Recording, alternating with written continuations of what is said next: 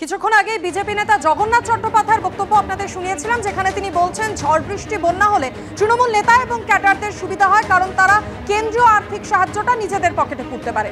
কয়েক ঘন্টা আগে দিলীপ ঘোষের গলাতেও শোনা গিয়েছিল এই একই সুর। তৃণমূল বন্যা, ঝড়, ভূমিকম্প চায়, তাহলে ওদের আয় হবে। দুর্যোগ হলেই সাহায্যের টাকা লুট করতে সুবিধা হয় তৃণমূলের। ত্রাণ নিয়ে বিস্ফোরক অভিযোগের মধ্যেই তৃণমূলকে আক্রমণ দিলীপ ঘোষের।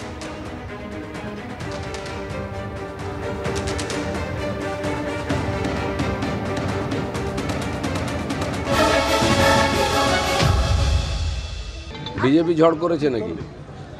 ঝড় হলেই টিএমসির একদম পোয়া বার, যা মাল আসবে ছেড়ে ফাঁক করে দেবে। বন্যা হোক, ঝড় হোক, ভূমিকম্প, ওরা চায়, তাহলে কামাই হবে। সরকারে যারা আছে তাদের দায়িত্ব ওখানকার যারা ক্ষতিগ্রস্ত মানুষ তাদের কাছে দাঁড়িয়ে তাদেরকে মনোবল বাড়ানো, ক্ষতিপূরণ দিয়ে তাদেরকে আবার নিজের জীবনে ফিরিয়ে নিয়ে আসা। দিলীপ ঘোষ আসলে মানসিক অবসাদে রয়েছেন।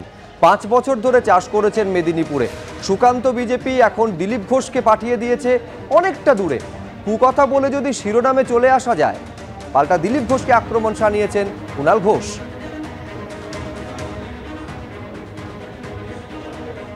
মানসিক একটা অবসাদে আছে দিলীপ ঘোষ। 5 বছর ধরে লোকটা চাষ করেছে মেদিনীপুরে, তাকে ধরে উচ্ছেদ করে বিজেপি, সুকান্ত বিজেপি ওরা পাঠিয়ে দিয়েছে অনেকটা দূরে নতুন একটা আসনে। সে ভদ্রলোককে রোজ দেখাতে হবে আমি আছি, আমি আছি, আমি আছি। তাই অকথা কুকথা বলে কোনোভাবে যদি শিরোনামে চলে আসা যায়। জলপাইগুড়ির টর্নেডো, ঝড়, মানুষের সর্বনাশ। কিন্তু জানেন যে মানুষের সর্বনাশ পশ্চিমবঙ্গ হওয়া মানেই তৃণমূল এবং তৃণমূলের ক্যাডারদের পৌষ মাস।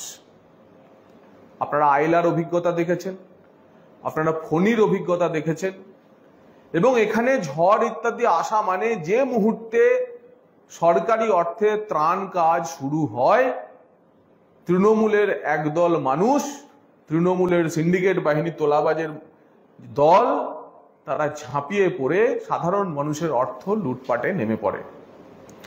জলপাইগুড়ির বার্নিশ গ্রামেও তার কোনো অন্যথা হচ্ছে না। বিপর্যয় মোকাবেলার পুরো টাকা রিম্বার্স করে দেয় কেন্দ্র, অর্থাৎ রাজ্য সরকারকে প্রাথমিকভাবে খরচ করতে হয়, তারপর তার 100% টাকা এনডিআরএফ, এসডিআরএফ এর টাকা কেন্দ্র সরকার দিয়ে দেয়। তো সেই টাকায় লুটমারি শুরু হয়েছে, ত্রাণ প্রত্যন্ত এলাকায় পৌঁছাচ্ছে না। এবং আরো একটি ঘটনা, যে একটি গ্রামের 750, 850 কাঁচা বাড়ি যদি একটি টর্নেডোতে উড়ে যায়, তাহলে প্রধানমন্ত্রী আবাস যোজনা গ্রামীণের উপভোক্তা হিসেবে এরা এতদিন বাড়ি পায়নি কেন? এ প্রশ্ন ওঠে।